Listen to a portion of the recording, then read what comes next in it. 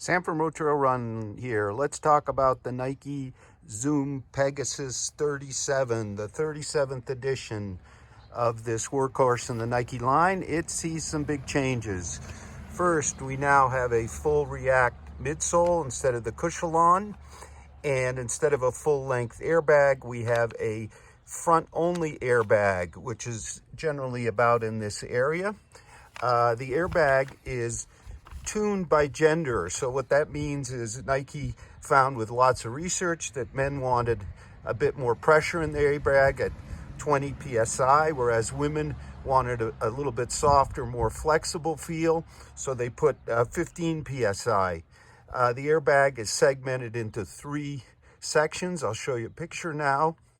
The airbag is top loaded near the foot, so you need to load it on the run to really make it work. And it's front only, whereas in the 36 it was a full-length thinner airbag. Now the airbag is also 10 millimeters thick instead of 4 millimeters, so there's quite a bit more air in the front, and that leads to a midsole stack which is 2 millimeters more. I generally use Running Warehouse's stats, and the 37 has a 28 millimeter heel and an 18 millimeter forefoot, so 10 millimeter drop, whereas the 36 had 26/16.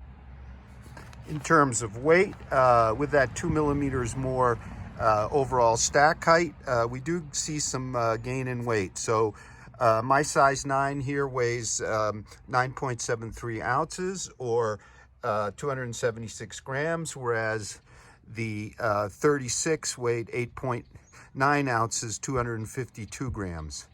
So that's a bit of a weight gain. But I think the added cushioning and rebound from the airbag, the response will pay off, but we'll see. The outsole is reminiscent of the 36. I like these holes, which will give a bit more flexibility, as well as the flex groove here. There's a long rubber crash pad all the way around, and there's some deep decoupling. The upper is a translucent, simple, and I think really elegant engineered mesh upper.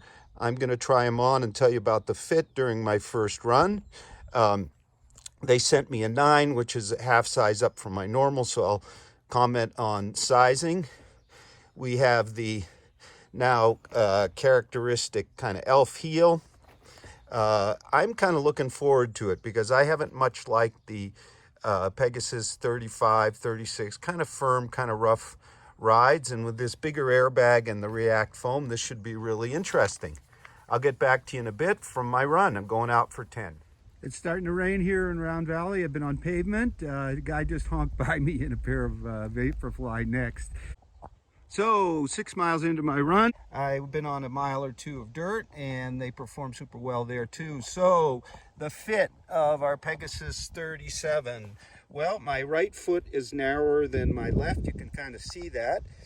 Nike sent me a half size up from normal, my normal 8.5.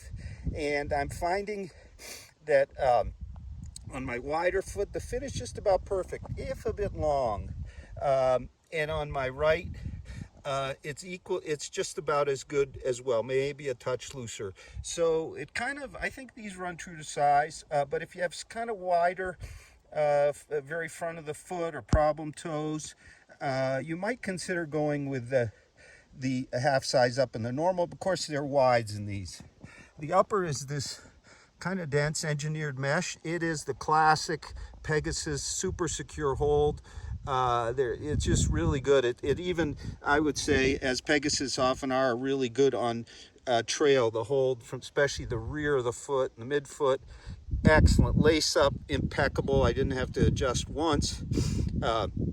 So it moves right along. Now that front airbag, we'll talk a bit more about that, but it is definitely there as a super well cushioned but responsive element. It's not like a bouncy foam or a plate. It's more kind of like a pillow that's densely packed, and it's 20 psi for the men, 15 for the women, and it's a full 10 millimeters worth of it. So there's a lot. You really notice it on the downhills, and on the flats, and as they've softened up on the uphills, I've really enjoyed it as well.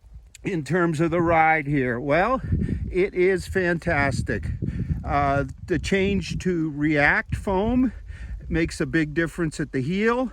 The front airbag, I can really feel it in there. It was a little, when the shoes were right out of the box, I could feel it a bit high, but as soon as you pick up the pace, and particularly on downhills, it really goes into action and really pops you. At slower paces, it just provides a lot of very kind of dense and responsive cushion, but it is real cushion.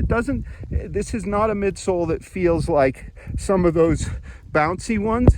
It's sort of a really good blend of response and cushion. So this is a shoe designed for fast miles, and it's also, I think, very stable. Despite having a kind of narrow rear profile, it is super well decoupled. As you can see, it moves right along very nicely. I've been on some dirt here, and the Pegasus has been traditionally also kind of a nice trail shoe. I think this one may be even better. There's a lot of forefoot protection here. We'll be testing the trail version, but so far I'm pretty impressed. I came up a bit rockier section, but nothing too technical. So you can see that pointy profile the mountain bikers are going by. I think it's a very impressive update. It has all the response and pop of the traditional Pegasus, but without any of the harshness. And what's most noticeable is there's more forefoot cushion, and the heel just blends very well. I think they've done a great job with blending the outsole rubber with the midsole, so I have none of the kind of sloppiness I felt in the Epic React. And of course, with the decoupling, it actually transitions. So it's on the firmer side, but very, very well cushioned. It's just what you need for running those fast miles, or if you like a ride that's a bit denser. And there's so much heritage in this shoe. I was just watching the Nike promotional video, and Joan Benoit Samuelson, 17 days before the Olympic trials in 83 or 84, had knee surgery, and instead of racing shoes, she raced and won in the Pegasus and went on to Olympic glory. So 37 years worth of tradition here.